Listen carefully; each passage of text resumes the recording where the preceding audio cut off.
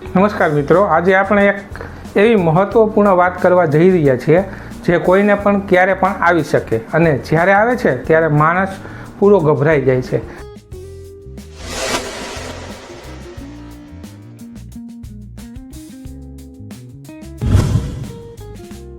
કલ્પના કરો કે તમારી બાઇક કે કાર પાર્ક કરી છે અને થોડા સમય પછી પાછા આવો છો ત્યાં તમારું વાહન જ નથી. એ સમયે હૃદય ઝડપથી ધડકવા લાગે છે, દિમાગ કામ કરવાનું બંધ થઈ જાય છે અને એક જ પ્રશ્ન મનમાં આવે છે કે હવે શું કરવું. મિત્રો, આવી પરિસ્થિતિમાં ગભરાવાની જરૂર નથી, પણ સમજદારીથી અને કાયદેસર રીતે પગલાં લેવા ખૂબ જ જરૂરી છે. અને આજના વિડીયોમાં હું તમને સળંગ અને સંપૂર્ણ રીતે માર્ગદર્શન આપીશ જેથી તમે તમારું નુકસાન ઓછું કરી શકો. મિત્રો, સૌથી પહેલું અને સૌથી મહત્ત્વનું પગલું એ છે કે જેમ જ તમને ખબર પડે કે તમારું વાહન ચોરી થઈ ગયું છે, તરત જ નજીકના પોલીસ સ્ટેશનમાં જઈને FIR નોંધાવવી. ઘણા લોકો અહીં મોટી ભૂલ કરે છે. તેઓ પહેલાં પોતે શોધવાનો પ્રયત્ન કરે છે, મિત્રોને ફોન કરે છે, આસપાસ પૂછપરછ કરે છે અને 1 કે 2 દિવસ રાહ જુએ છે. પણ મિત્રો, આ સમય ગુમાવવાનો સમય નથી. FIR એટલે તમારું કાયદેસર પુરાવો કે તમારું વાહન ચોરી થયું છે. જો તમે મોડું FIR કરશો તો પોલીસની તપાસ મોડેથી શરૂ થશે અને ઇન્સ્યોરન્સ ક્લેમમાં પણ સમસ્યા આવી શકે છે. FIRમાં તમે સ્પષ્ટ માહિતી આપશો, જેમ કે વાહન નંબર, મોડલ, કલર, ચોરી થયેલ સ્થળ અને સમય, અને જો કોઈ શંકાસ્પદ વ્યક્તિ વિશે માહિતી હોય તો તે પણ આપવી જરૂરી છે. જો નજીકમાં CCTV હોય તો તેની માહિતી પણ આપવી જોઈએ. આમ, જો તમારી બાઇક અથવા કાર ચોરી થઈ જાય તો FIR નોંધાવવી ખૂબ જરૂરી છે. FIR એટલે ફર્સ્ટ ઇન્ફોર્મેશન રિપોર્ટ, એટલે કે ગુનાની પ્રથમ સત્તાવાર માહિતી. FIR નોંધાવવા માટે સૌથી પહેલાં નજીકના પોલીસ સ્ટેશનમાં જવું, ત્યાં પોલીસને સ્પષ્ટ રીતે જણાવવું કે તમારું વાહન ચોરી થયું છે. પછી તમને વાહનની સંપૂર્ણ માહિતી આપવી પડે છે, જેમ કે વાહન નંબર, મોડલ, કલર, ચોરી થયેલ સ્થળ અને સમય.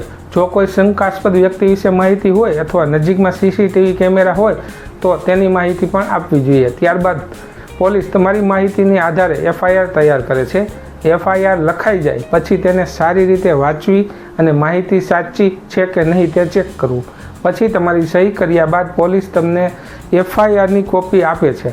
આ કોપી ખૂબ જ મહત્ત્વની છે કારણ કે ઇન્સ્યોરન્સ ક્લેમ અને આગળની કાયદેસરની પ્રક્રિયામાં તેની જરૂર પડે છે. આજે આપણા ગુજરાત રાજ્યમાં ઓનલાઈન FIR કરવાની સુવિધા પણ ઉપલબ્ધ છે, જ્યાં તમે પોલીસની વેબસાઇટ પરથી વાહન ચોરીની ફરિયાદ નોંધાવી શકો છો.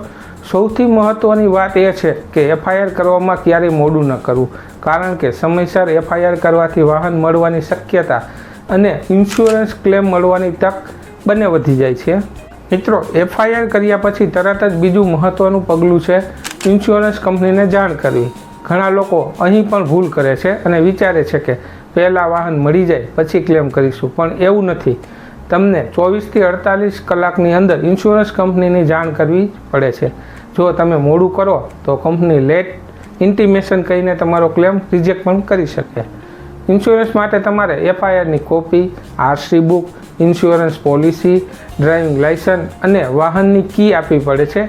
ખાસ ધ્યાન રાખવું કે ઘણી વખત બંને ચાવી માંગવામાં આવે છે અને જો તમારી પાસે બંને ચાવી ન હોય તો ક્લેમ અટકી શકે છે. આમ, જો મિત્રો તમારી બાઇક અથવા કાર ચોરી થઈ જાય તો ઇન્સ્યોરન્સ ક્લેમ મેળવવા માટે યોગ્ય પ્રક્રિયા ફોલો કરવી ખૂબ જ જરૂરી છે.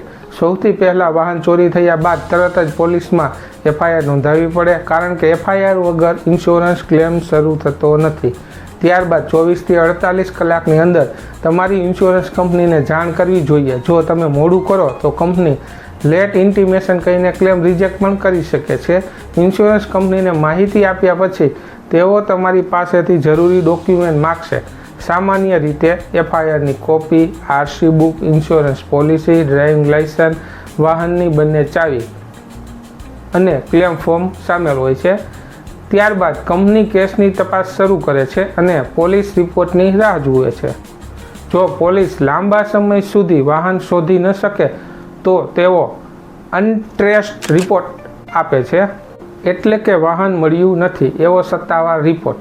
આ રિપોર્ટ ઇન્સ્યોરન્સ કંપની માટે ખૂબ જ મહત્ત્વનો હોય છે. ત્યારબાદ કંપની તમારા બધા ડોક્યુમેન્ટ ચેક કરે છે અને વાહનની IDV એટલે કે ઇન્સ્યોરન્સ ડિક્લેર વેલ્યુ મુજબ ક્લેમ સેટલ કરે છે. સરળ ભાષામાં કહીએ તો ઇન્સ્યોરન્સ ક્લેમ પ્રોસેસમાં મુખ્ય સ્ટેપ છે FIR નોંધાવી, ઇન્સ્યોરન્સ કંપનીને સમયસર જાણ કરવી, જરૂરી ડોક્યુમેન્ટ આપવા અને અનટ્રેસ રિપોર્ટ મળ્યા પછી ક્લેમ પૂર્ણ કરવો. સમયસર અને યોગ્ય પ્રક્રિયા કરશો તો ક્લેમ સરળતાથી મળી શકે છે. મિત્રો, હવે આગળનું મહત્ત્વનું પગલું છે RTOને જાણ કરવી. ઘણા લોકો આ સ્ટેપ અવગણે છે, પણ આ ખૂબ જ જરૂરી છે, કારણ કે જો તમારું વાહન કોઈ ગેરકાયદેસર પ્રવૃત્તિમાં વપરાય, જેમ કે અકસ્માત કે કોઈ ગુનામાં, તો તેની જવાબદારી તમારા પર આવી શકે છે, કારણ કે તમારા વાહન તમારા નામે જ છે. તેથી તમારા વિસ્તારના RTO ઓફિસમાં જઈને લેખિતમાં જાણ કરવી કે તમારું વાહન ચોરી થયું છે, જેથી તમે કાયદેસર રીતે સુરક્ષિત રહી શકો. આમ, જો તમારી બાઇક અથવા કાર ચોરી થઈ જાય તો RTOને જાણ કરવી ખૂબ જ જરૂરી છે. ઘણા લોકો માત્ર FIR કરીને શાંત થઈ જાય છે, પરંતુ RTOને માહિતી આપવી પણ કાયદેસર રીતે મહત્વપૂર્ણ છે, કારણ કે વાહન તમારા નામે રજીસ્ટર થયેલું હોય છે અને જો ચોરાયેલ વાહન કોઈ અકસ્માત, ગુનો અથવા ગેરકાયદેસર કામમાં વપરાય તો તેની જવાબદારી તમારા પર આવી શકે છે. તેથી RTO ઓફિસમાં જઈને લેખિતમાં જાણ કરવાથી સત્તાવાર રીતે નોંધ થઈ જાય છે કે તમારું વાહન ચોરી થયું છે. આથી ભવિષ્યમાં કોઈ કાયદેસર મુશ્કેલી આવે તો તમારી પાસે પુરાવો રહે છે કે તમારી પાસે તમારું વાહન નહોતું. ઘણી વખત ઇન્સ્યોરન્સ ક્લેમ પ્રક્રિયામાં પણ RTO સંબંધિત માહિતી કામ આવે છે. સરળ ભાષામાં કહીએ તો RTOને જાણ કરવાનું મુખ્ય કારણ એ છે કે તમે કાયદેસર રીતે સુરક્ષિત રહો અને તમારા વાહનનો ગેરકાયદેસર ઉપયોગ થાય તો તેની સીધી જવાબદારી તમારા પર ન આવે. મિત્રો, હવે વાત કરીએ કે શું તમે જાતે વાહન શોધી શકો? તો હા, ચોક્કસ શોધી શકો છો. પોલીસ પોતાની તપાસ કરશે, પણ તમે પણ થોડું સ્માર્ટ કામ કરી શકો છો.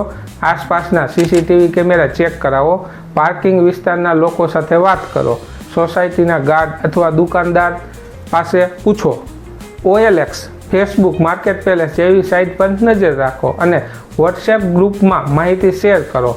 ઘણા કેસોમાં લોકોની બાઇક અથવા કાર આવી રીતે પણ મળી ગઈ છે. મિત્રો, જો લાંબા સમય સુધી વાહન ન મળે તો પોલીસ તમને અનટ્રેસ રિપોર્ટ આપે છે, જે બતાવે છે કે વાહન મળ્યું નથી. આ રિપોર્ટ ખૂબ જ મહત્ત્વનો છે. હવે તમને પ્રશ્ન થાય કે અનટ્રેસ રિપોર્ટ શું હોય છે? આમ, જ્યારે તમારી બાઇક અથવા કાર ચોરી થાય અને પોલીસ FIR નોંધ્યા પછી લાંબા સમય સુધી તપાસ કરે, છતાં પણ વાહન શોધી ન શકે, ત્યારે પોલીસ એક સત્તાવાર દસ્તાવેજ આપે છે, જેને અનટ્રેસ રિપોર્ટ કહેવાય છે. સરળ ભાષામાં કહીએ તો આ એક એવો કાયદેસર પુરાવો છે કે પોલીસને તમારું વાહન મળ્યું નથી. પોલીસ પહેલાં CCTV ચેક કરે છે, તપાસ કરે છે, આસપાસ પૂછપરછ કરે છે અને વાહન શોધવાનો પ્રયત્ન કરે છે. પરંતુ જો ઘણા સમય પછી પણ વાહન ન મળે તો કેસને અનટ્રેસ્ડ તરીકે દર્શાવવામાં આવે છે. આ રિપોર્ટ ખૂબ જ મહત્ત્વનો છે, કારણ કે ઇન્સ્યોરન્સ કંપની સામાન્ય રીતે આ રિપોર્ટ વગર તમારો ક્લેમ પૂર્ણ કરતી નથી. એટલે જો તમારું વાહન ન મળે તો ઇન્સ્યોરન્સ ક્લેમ મેળવવા માટે અનટ્રેસ રિપોર્ટ જરૂરી બને છે. સરળ શબ્દોમાં કહીએ તો વાહન મળ્યું નથી તેનો સત્તાવાર અને કાયદેસર પુરાવો એટલે અનટ્રેસ રિપોર્ટ, કારણ કે તેના આધારે જ તમારો ઇન્સ્યોરન્સ ક્લેમ આગળ વધે છે. ત્યારબાદ ઇન્સ્યોરન્સ કંપની તમારા તમામ ડોક્યુમેન્ટ ચેક કરે છે અને તમારા વાહનની IDV મુજબ તમને રકમ આપે છે. હવે કેટલીક મહત્વપૂર્ણ સલાહ જે તમને આગળ ભવિષ્યમાં મદદ કરશે. હંમેશા વાહનની તમામ ડોક્યુમેન્ટની કોપી સેફ રાખો અને શક્ય હોય તો મોબાઈલ અથવા Google ડ્રાઈવમાં સ્કેન કરીને રાખો. જો શક્ય હોય તો તમારા વાહનમાં GPS ટ્રેકર લગાવો, જેથી જરૂર પડે ત્યારે લોકેશન મળી શકે. ક્યારેય વાહનની અંદર કી ન રાખો અને હંમેશા સેફ અને સુરક્ષિત પાર્કિંગ પસંદ કરો.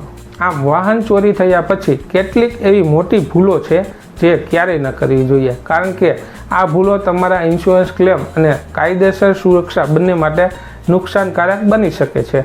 સૌથી પહેલી ભૂલ છે FIR કરવામાં મોડું કરવું. ઘણા લોકો પહેલાં પોતે વાહન શોધવાનો પ્રયત્ન કરે છે અને 1 કે 2 દિવસ પછી પોલીસમાં જાય છે, પરંતુ સમયસર FIR ન કરવાથી તપાસ મોડેથી શરૂ થાય છે અને ઇન્સ્યોરન્સ કંપની પણ ક્લેમ રિજેક્ટ કરી શકે છે. બીજી મોટી ભૂલ છે ઇન્સ્યોરન્સ કંપનીને મોડું જણાવવું. સામાન્ય રીતે 24 થી 48 કલાકની અંદર માહિતી આપવી જરૂરી હોય છે. ત્રીજી ભૂલ એ છે કે વાહનના ડોક્યુમેન્ટ અને ચાવી સાચવીને ન રાખવી. ઘણી વખત લોકો પાસે બંને કી હોતી નથી અથવા આરસી અને ઇન્સ્યોરન્સ પેપર પણ ગુમ થઈ જાય છે, જેના કારણે ક્લેમ અટકી જાય છે. ચોથી ભૂલ છે આરટીઓને માહિતી ન આપવી. જો ચોરાયેલું વાહન કોઈ ગુનામાં વપરાય તો મુશ્કેલી તમારા સુધી આવી શકે છે. પાંચમી ભૂલ છે સોશિયલ મીડિયા અથવા અજાણી વ્યક્તિઓ પર વધારે વિશ્વાસ કરવો. કેટલાક લોકો વાહન શોધી આપીશું કહીને છેતરપિંડી પણ કરી શકે છે. અને સૌથી મહત્ત્વની વાત, ગભરાવાની અને ખોટા નિર્ણય ન લેવા. શાંતિથી અને કાયદેસર રીતે એક પછી એક પગલાં લેવાના. સરળ શબ્દોમાં કહીએ તો વાહન ચોરી થયા પછી મોડું FIR કરવું, ઇન્સ્યોરન્સને મોડું કહેવું, ડોક્યુમેન્ટ સાચવીને ન રાખવા અને કાયદેસર પ્રક્રિયા અવગણવી. આ ભૂલો ક્યારેય ન કરવી જોઈએ. મિત્રો, સૌથી મોટી ભૂલ શું છે? મોડું FIR કરવું, ઇન્સ્યોરન્સને મોડું જણાવવું અને ડોક્યુમેન્ટ સેફ ન રાખવા. જો તમે આ 3 ભૂલોથી બચી જશો તો તમે મોટું નુકસાન ટાળી શકો છો. આખરે એક વાત કહું, વાહન ચોરી થવું એક દુર્ભાગ્ય છે, પણ જો તમે સમયસર અને યોગ્ય પગલાં લો તો તમે તમારા પૈસા અને કાયદેસર સુરક્ષા બંને બચાવી શકો છો. તેથી ગભરાશો નહીં, પણ સમજદારીથી કામ લો. મિત્રો, જો તમને આ માહિતી ઉપયોગી લાગી હોય તો વિડીયોને લાઈક કરો, તમારા મિત્રો સાથે શેર કરો અને ચેનલ સબસ્ક્રાઈબ કરવાનું ભૂલતા નહીં, કારણ કે આવી જ કામની અને કાયદેસર માહિતી હું તમારા માટે લઈને આવતો રહીશ. ધન્યવાદ.